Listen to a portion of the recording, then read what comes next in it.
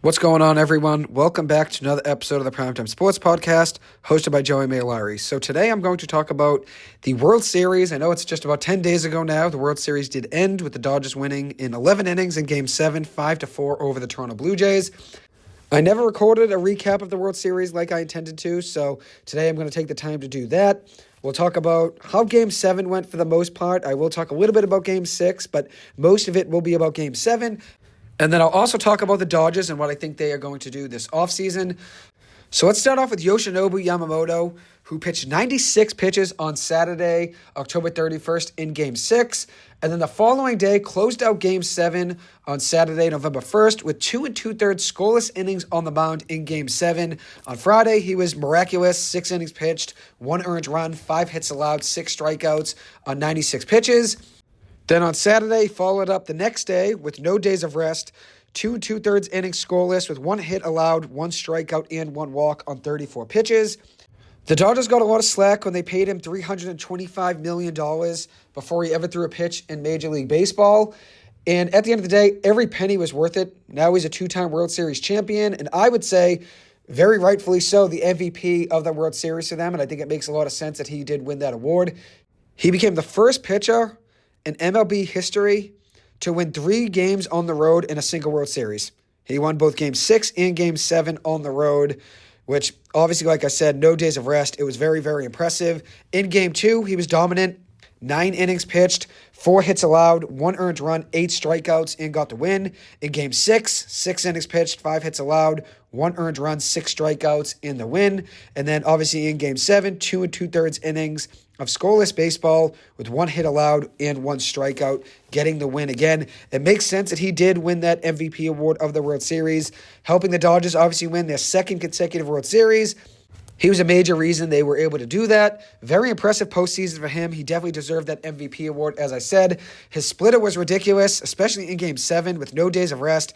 He looked absolutely locked in, and he generated a lot of swings and misses over the entire playoffs, especially against that Toronto lineup. He quieted a really strong lineup that very much impressed me. I didn't really expect Toronto to make the World Series. But they definitely impressed me, so credit to them on a great postseason run.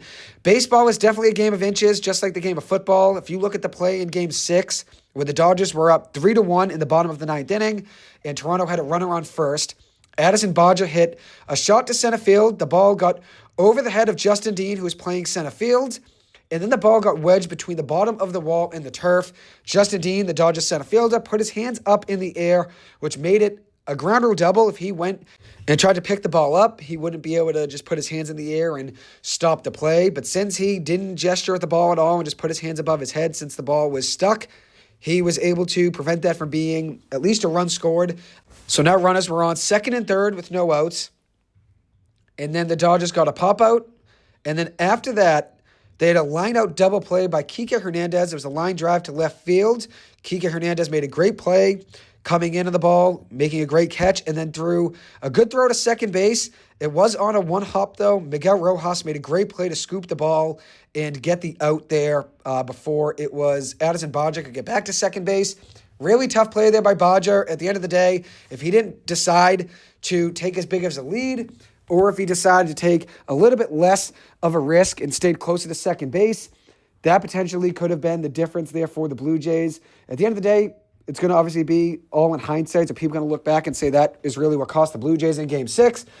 At the end of the day, there's a lot of things that go into a baseball game, especially when you look at why you win or why you lose. There's a lot that goes into that.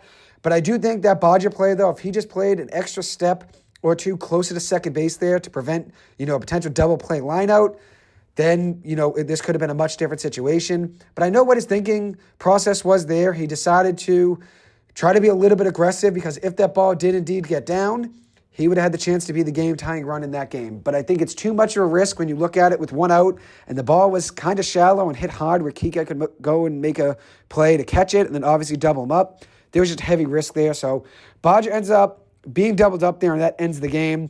But if you look at that play that Justin Dean had where he put his hands over his head, at least 1 run should have scored there, potentially maybe even both. But Justin Dean making the heads-up play to put his hands in the air, that prevented either of the runs from scoring, and that ends up helping the Dodgers win Game 6. And then the Cardiac Dodgers were so close to losing in Game 7 as well. They kept chipping away, though. They trailed 3-0 early in that game, but they kept their composure. Meanwhile, the Blue Jays went crazy. Like every single time they scored a run, they seemed like they were cheering like they already won the game. The difference is that the Dodgers didn't fret at all, especially early on with their struggles in that game. Miguel Rojas had the ninth inning of a lifetime, the game-tying home run with 1 out in the top of the ninth inning, and then the game-saving play on defense with bases loaded and 1 out.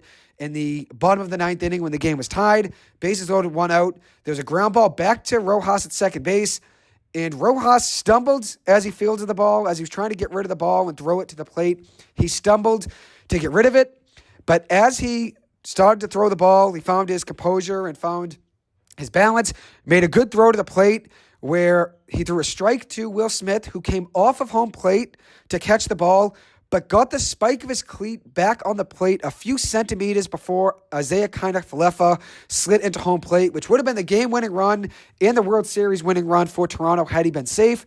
But it was a great play there by Smith. I don't even know how Smith knew to try to get his foot back on the base.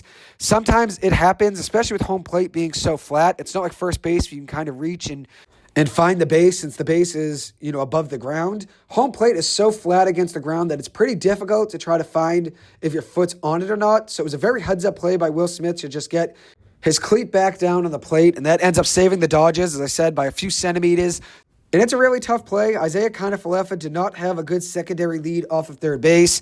If he had taken another step of a lead, he's likely safe at home plate, and the Blue Jays end up winning the World Series. The Blue Jays had their chances to win, and really the spike of Will Smith's cleat getting down in time was the difference between them potentially winning a World Series. The Dodgers just never looked nervous. They always had their composure, especially with that play with Will Smith. Cool, calm, collected, getting his foot back down on home plate. I saw an interesting stat online that Dalton Varsho lined out to third base only a few times during the season. He's a left-handed hitter, so you got to think if you're throwing inside to him, it's probably not likely that he's going to line out to the left side of the diamond. So IKF could have taken more of a lead and maybe taken an extra step or two, and that would have potentially led the Blue Jays to win the World Series. He probably would have been safe if he had another step or so of a lead. I know he just wanted to play it safe and didn't want to risk a potential line out. He also didn't want to risk potentially getting picked off. But sometimes that gamble is worth it in that situation, especially when it's the difference between winning the World Series and not winning the World Series.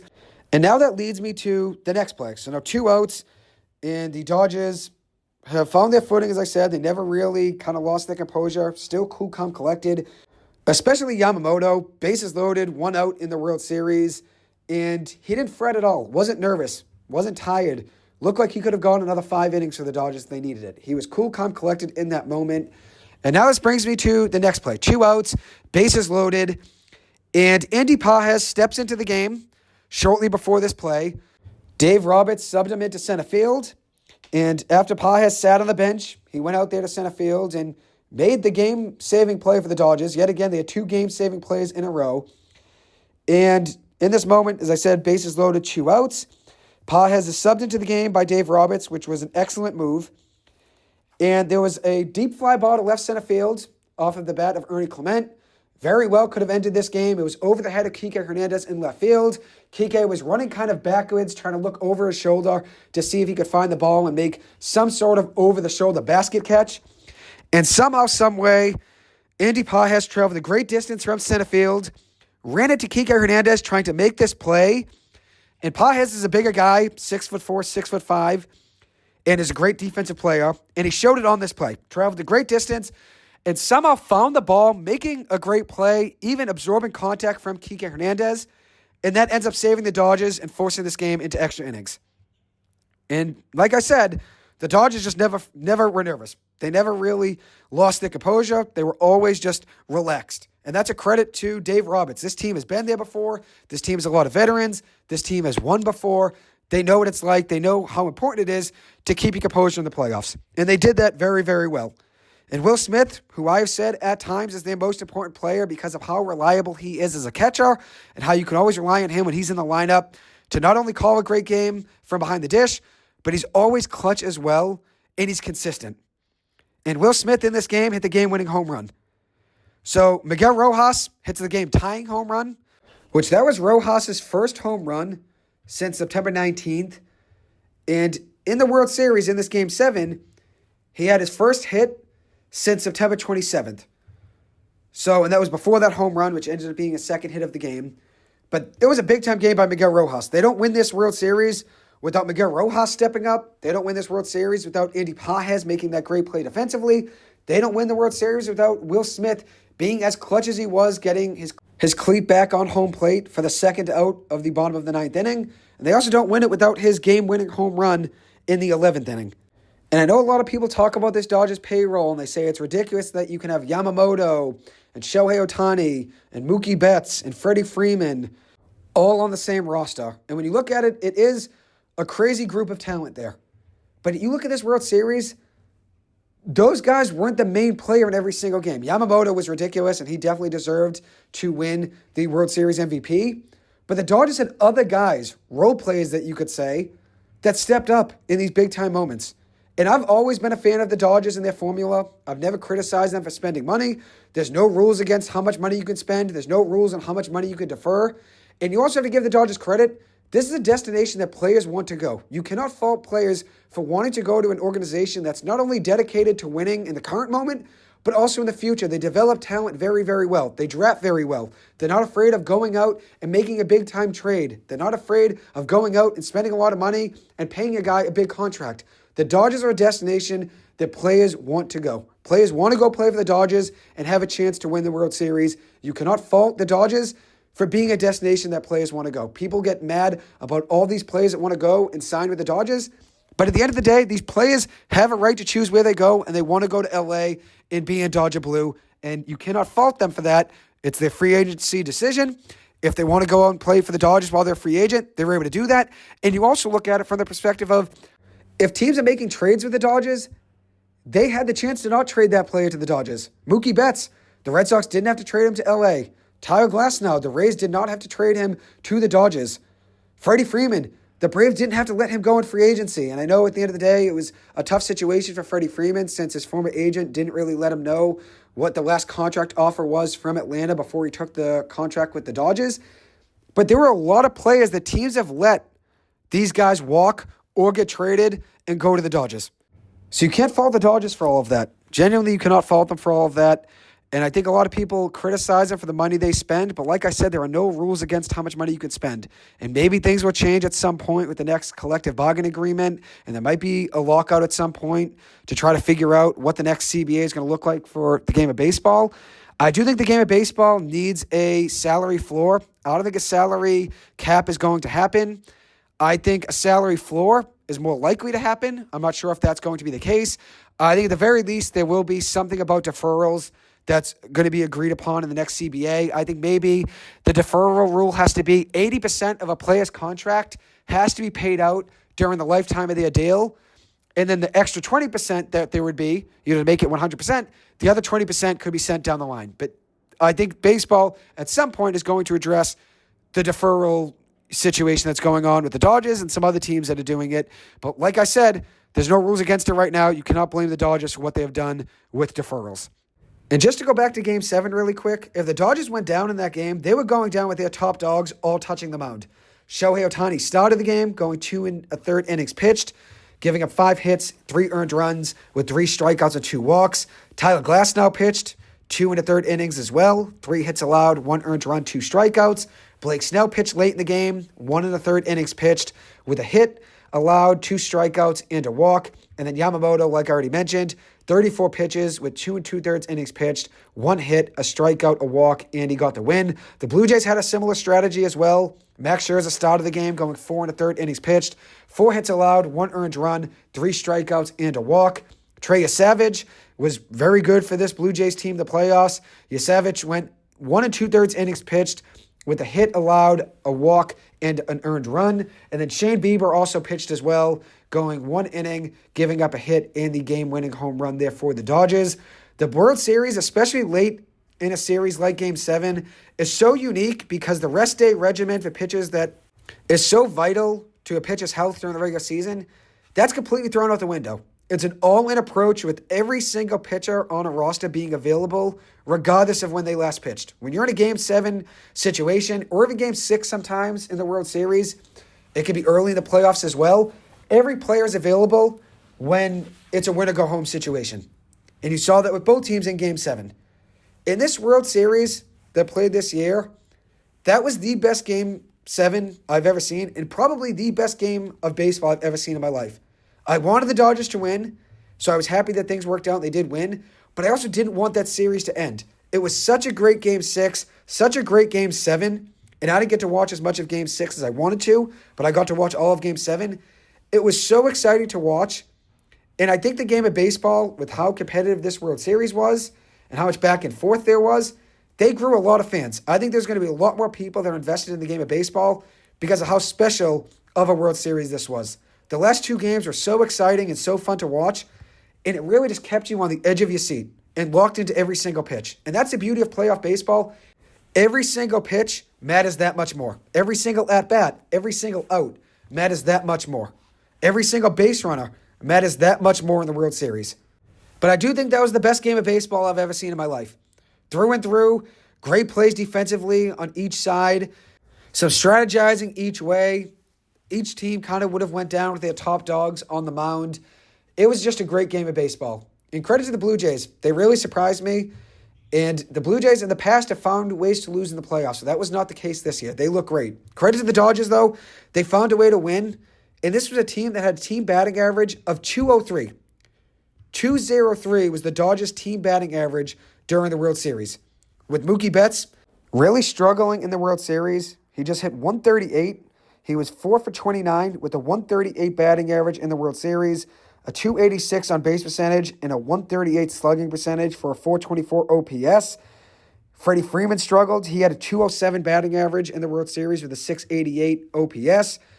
But you look at some other guys. Shohei was awesome in the World Series. 3 home runs, 5 RBIs with a 333 batting average, a 778 slugging percentage, and a 1278 OPS. Max Muncy, who hit a World Series home run in Game 7. He had 2 home runs in this series, with one of them in Game 7 to cut the Dodgers' deficit down a little bit, made it a 1-run game heading into the 9th inning. And that obviously made it a lot easier for the Dodgers. Once they got into the 9th inning, it only took one swing of the bat to tie the game, and Miguel Rojas ends up being the savior and the hero there for the Dodgers, which was great to see. But credit to both teams. This was an exciting World Series. And you look at this World Series team, you have Clayton Kershaw getting his 3rd ring before he retired, one of the best pitches in the history of the game of baseball. He goes out on top, which is great to see, and he also got to pitch in this World Series, which is very special. Blake Snell won his 1st ring after losing to the Dodgers in 2020 as a member of the Rays.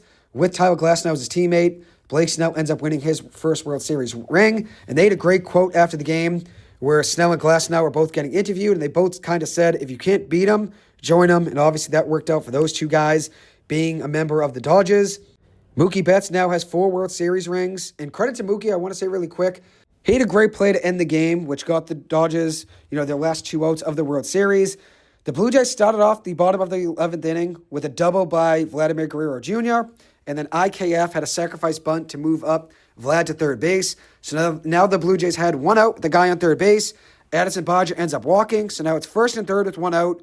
Alejandro Kirk is up with 1st and 3rd, 1 out, and hits a ball right up the gap. Almost, could get to center field, but it's not really hit hard enough. Mookie Betts ranges to his left, makes a nice play, getting the ball, steps on 2nd base, and throws it to 1st for a double play to end the game. And he was cool, calm, collected on that play, just very smooth. And after the game, he said he was very nervous trying to make that double play, but you wouldn't be able to tell that by watching him there. He was just very much relaxed in that position. Now he's got 4 World Series rings. Shohei has 2 rings, Freeman has 3 rings, and Clayton Kershaw has 3 rings. The Dodgers are now the first repeat World Series winner in 25 seasons. The Yankees won the World Series 3 years in a row, 1998 through 2000. So the Dodgers are now the first team to repeat as the World Series winner since that 2000 Yankees team. Miguel Rojas is the 2nd player in MLB history with a game-tying or go-ahead home run in the 9th inning or later of a Game 7 in the World Series. This win is big for the Dodgers. I think they already were a dynasty heading into this World Series. Even if they lost this World Series, I still would consider them a dynasty because every single year they're going to be the team that everybody predicts is going to win the World Series because how talented they are and how they're never afraid of making a big-time trade or a big-time signing. This team is a dynasty no matter what way you look at it. 3 World Series rings in 6 years. 5 World Series appearances in the last 9 seasons, and they've also won their division, the NL West, 12 times in the last 13 seasons. And you look at this team, they didn't dominate the Blue Jays by any means. They only hit 203 in the World Series, and they were outscored 34-26 by Toronto. But they still won the series because they won the games in the clutch when they had to. And this is a team that struggled in the World Series last year. They've only hit 204 in the World Series in the last 2 years. And they've won both World Series. So it shows that pitching is very important, especially timely pitching in the clutch. And then also being able to battle back when they're down in a game. They were down 3-0 early in that Game 7, and they found a way to battle back and win. They were down 3-2 in the series, heading back to Toronto with Game 6 and Game 7 being in Toronto, and they just never played nervous. This team, even with their bats not really ever getting hot in the World Series the last 2 years, they've found a way to win. And as I said, that starts with pitching, and then also guys stepping up at big moments like Miguel Rojas, like Andy Pages, like Will Smith, like Will Klein, who stepped up in that 18-inning game and really helped the Dodgers win that Game 3. And he also saved their bullpen for the rest of the series, which was huge for them, just to be able to not, tax another guy in the bullpen, and which would have hurt them, heading into that Game 4. There are a lot of guys that stepped up. Credit to this team. They're definitely a dynasty, and this is a team that's not afraid to spend money. They spent over $1 billion on their pitchers that pitched in Game 7, and to be exact, it was $1.2 billion worth of pitching contracts in Game 7 that the Dodgers spent, and that's with Blake Snell, Tyler Glasnow, Ohtani, and Yamamoto. Snell's making $182 million on his total money in his contract, Glasnow at $136.5 million, Ohtani at $700 million, and Yamamoto at $325 million. The Dodgers do spend big, but they also spend in the right things. A lot of teams spend money, but they don't spend money in the right areas and on the right players, but this Dodgers team, they do. They get the most production out of their players, whether they draft them or they trade for them or sign them. And even if they're a player that people have given up on, like the Red Sox gave up on Ryan Brazier before, the Dodgers get the most production out of a lot of their players. They really do find a way to get the most production out of their players, and that's a credit to what they do with sports analytics, sports performance, obviously coaching. They're great at what they do, so credit to the Dodgers. They draft very well, they develop young talent very well, which puts them in the position to trade pieces that are young prospects for major league talent, and they always find the right players to spend money on and the right players to acquire in trades.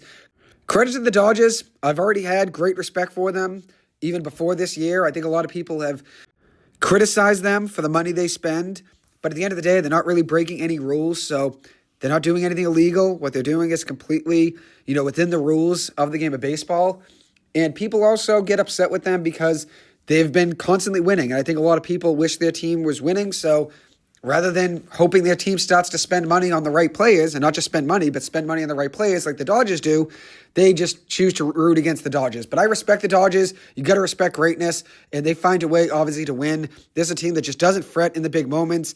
This is a team that beat a Blue Jays team who is very good offensively. The Blue Jays had a lot of guys on base, and the Dodgers found themselves getting out of a lot of jams, especially in Game 7. The Blue Jays left 14 runners on base in Game 7.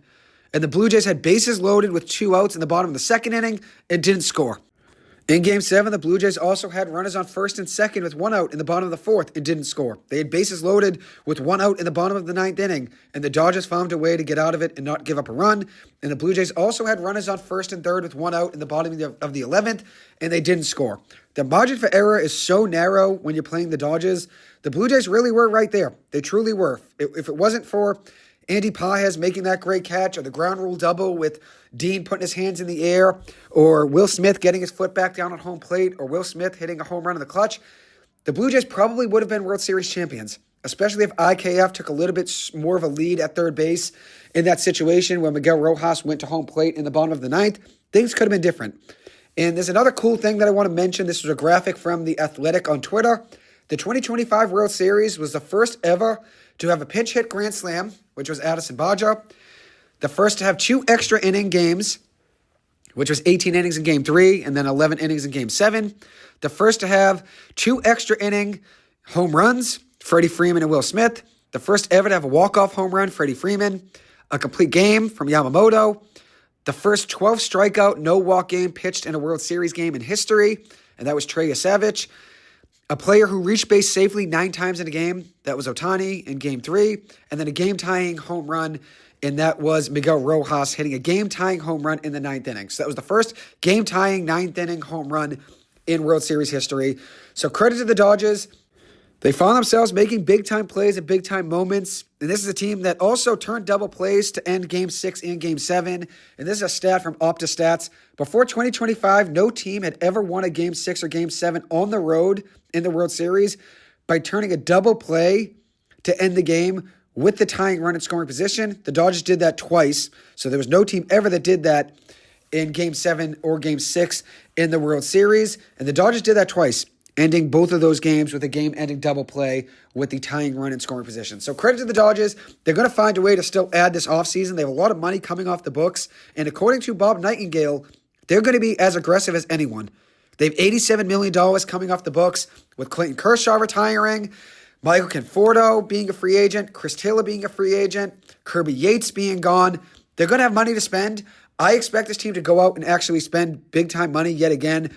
I think they're going to go out and get Kyle Tucker, who I think is the best free agent. He's a guy I would love the Red Sox to go out and get. In the event the Red Sox do get him, I would be fine with trading Willie Abreu and also trading Jarren Duran. I don't think it's likely that the Red Sox go and get Kyle Tucker, but that would be the guy I would love for them to go get. If he's not a Red Sox, I would love to see him play on the Dodgers. I think a lot of people do criticize the Dodgers for the money they spend, but at the same time, you've got to respect it. They're just dedicated to winning, and they're not breaking any rules. So I know fans are going to be against them and root against them, but at the same time, you got to respect greatness. 3 World Series rings in the last 6 years. It's very, very impressive. So congratulations to all Dodgers fans out there. They got a bright future ahead. Not only are they going to spend more money, they also have a lot of good prospects, and one that I want to mention is Mike Sirota, a guy I've seen play many times in the past. I saw him play probably around 25 or 30 games at Northeastern University over his career. And that's a guy from day one when I saw him play at Northeastern back in, I think it was March of 2022. I said right then and there, that kid is going to be special. And I remember walking away from that first game, and I was on the phone with my parents, and they said, how did the game go? And I talked about Northeastern getting a win, and I think it was over Bryant, if I remember correctly. It was the middle of March in 2022. And I remember telling them on the phone that Northeastern won the game. They look really good. They pitched well. And they have a freshman, who was a freshman at the time, Mike Sirota, who I thought had all of the tools to be the next Mike Trout, which is heavy praise. And I know that's a lot of expectations to place on a freshman baseball player. And obviously after one game, it's hard to make that prediction. But when I saw him play, I saw all 5 tools you need to have success in the game of baseball. And he's a guy that developed over the last 3 years, in his time at Northeastern, was drafted in the 3rd round by the Cincinnati Reds, fell to the 3rd round, which was a surprise to me, but ends up getting traded to the Dodgers in that Gavin Lux deal. And I think that Dodgers landing spot for him is the best spot you can land in. And I expect Sirota to be in this major league lineup for the Dodgers, potentially even in August or September of the upcoming 2026 season. In the event he's not there in 2026, I think by opening day 2027, he's in that major league lineup with Mookie Betts, Freddie Freeman, Shohei Ohtani, potentially even Kyle Tucker. I think Mike Sirota is a name you should get to know now before he's tearing it up in the major leagues at some point in the next year or so. I think he's an MLB all-star in the future, and I know that's a lot of expectations to place on a young prospect, but I saw him play a ton at Northeastern, and like I said, even after that first game, seeing him play there, I thought he was going to be a very special baseball player in the future in the major leagues. And like I just noted, and I want to just reiterate, it was after one game, I left that one game and I said, Northeastern has the next Mike Trout. And I know that's heavy expectations to place on a player, especially after just one game. But after seeing him play 20 or 30 times after that, I think that expectation that I placed on him, I think it was very much validated because he's a very special talent, and I think he has all 5 tools to succeed at the major league level. Anyways, that'll wrap up this episode. Thank you guys so much for taking the time to listen to this. As always, I appreciate it. I hope you guys have a good one, and I'll see you guys in the next episode. Thank you.